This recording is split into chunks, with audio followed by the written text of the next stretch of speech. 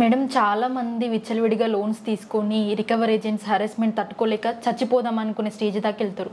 So ఇలాంటి వాళ్ళకి court ఏమైనా లీగల్ రెమెడీ ఇస్తుందా? డెఫినెట్లీ అప్పు తీసుకున్నంత మాత్రం చచ్చిపోవాల్సిన అవసరం లేదు. అంత స్ట్రెస్కి గురైపోయి ఫ్యామిలీని ఇబ్బందుల్లోకి పడేసి మీరు చచ్చిపోతే రేపు ఫ్యామిలీ రోడ్ మీద పడుతుంది. వాళ్ళని ఎవరు చూసుకుంటారు?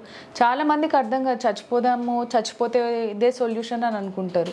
మీరు ఆ ప్రాబ్లం నుంచి మీరు ఎస్కేప్ అవుతున్నారు అంతే. ప్రాబ్లం రిజాల్వ్ అవ్వదు, అది ఇంకోళ్ళ మీద పడుతుంది, మీ భార్య మీదనో పిల్లల మీదనో పడుతుంది. ఓకే, వాళ్ళు రోడ్డును పడతారు. మీరే మీ పిల్లల్ని సరిగ్గా చూడనప్పుడు, మీ భార్య పిల్లల్ని ఆ సమస్యలకు వదిలేసి మీరు చనిపోయినప్పుడు వేరే వ్యక్తి ఎవరు వచ్చి రెస్క్యూ చేస్తారు? వాళ్ళని కాపాడేది ఎవరు?